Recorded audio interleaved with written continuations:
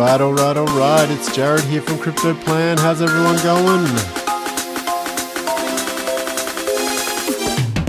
I hope you're doing okay. Alright, so I've had a few questions on Twitter and I've had a few questions in the comments, and people are saying, whoa, what should I do? What should I do if Bitcoin should correct? So I'm just going to answer that. I'm going to respond in a video rather than responding to all of your comments.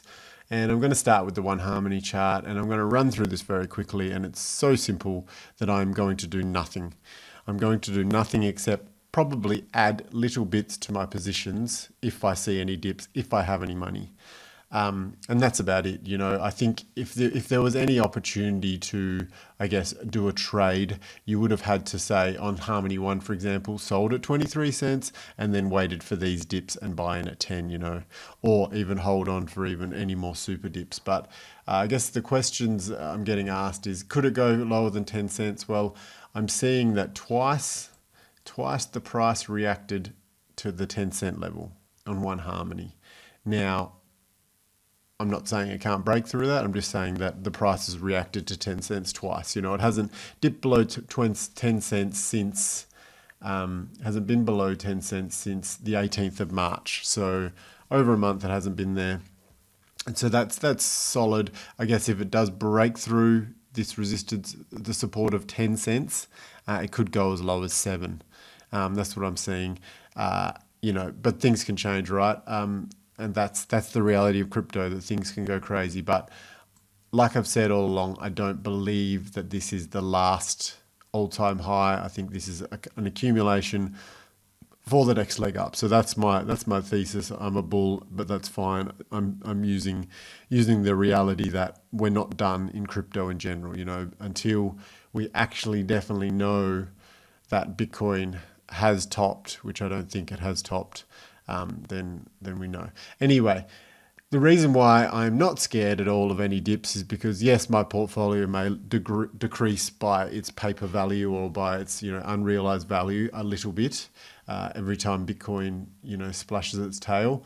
The reality is that I learned something very early on from the people I followed and the people I learned in investing about, is that you buy when this trade is asymmetrical. So by buying in this basing zone, even if you had bought it 1.3 cents at this very tip and you would have lost 50% on your money, you could have put $10,000 in here, lost $5,000 and then be up a lot, right? Because you're buying in the base, and you probably would have dollar cost averaged down anyway. If you were super bullish on it. Now, that's a reality. You know, buy in the base, it's an asymmetrical trade. Like, yes, there's some downside, but the upside is so much better. And put your hands up in the comments if you would love to have bought at 1.3 cents on this, you know, like, so that's the reality, is that the majority of my holdings are in that zone, and I've kind of topped up along the way in these dips. So, you know, let's say you buy half of your position here, you know, and then you add another 20% in your position here, another 5% here, another 10% here, you know, and you kind of pyramid into the trade, and then the same deal on the way out. You kind of scale out, and hoping that the base of your trade, you know, that initial entry is your thing that is the bottom, and then selling the top, you know, and then you're making profit throughout that pyramiding of the trade. Hathor, once again, you know, my buy zone was somewhere down here below 23 cents. I'm safe, you know, I'm safe from any major correction. For Bitcoin to cause Hathor to correct all the way back to here would be a crazy event in my eyes. You know, yes, it could probably test back to the dollar range, maybe a bit lower, but once again, if I so choose at that point, that's a buying opportunity for me. Dash, the base was below $200 for me, and that's where I was buying. I think I was first nibbling away at it at just over 100, you know, and once again, I bought it around 100 and then it dipped down to 67, you know, and it's like, at the time you're like, oh, what have I done? But look where it's gone since then, you know, it's gone as high as 409. So sometimes when you're in this micro view or this zoomed in view of like, oh, I bought 100, it's dipped to 67. If only I had waited, you know, all you had to do is wait a bit longer and then you were out of there, right? So it's okay to not buy the exact bottom, because in the long run, what are these things? They're a big arc, right? So as long as you buy in the base of the arc, you're okay. That's the asymmetrical trade. Game credits, same deal. You know, watch my videos way back when my buy zone was up to 11 cents.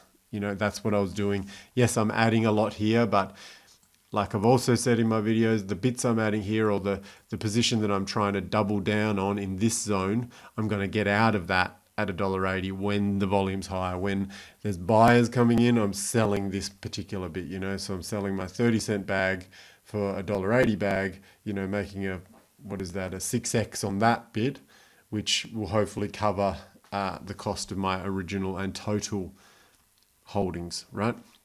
So that's that plan. XRP, my cost basis has always been around 25 cents. Got sucked in at 30 in this pump, rode all the way, learned about XRP, kept buying. Go back through all my videos. I've been honest and clear about that. That's always been my base. 25 cents, under 30 cents is safe for me. I don't think in the next bear market the floor will be any lower than 30 cents. I actually believe it'll probably be somewhere in the dollars range, you know, $1 to $2 that it will dip to next time. So if I fell asleep, closed my eyes, fell asleep and woke up 6 years later, I would probably still be in the green in my XRP position. Stellar was buying at 7 cents, have sold out already, but same deal again. There's no fear of Stellar going back to 7 cents, right? Is there? EOS, this is my buy zone here. Anything below $3.8 was good, you know. So once again, I think I'm fine. I think I'm well above that.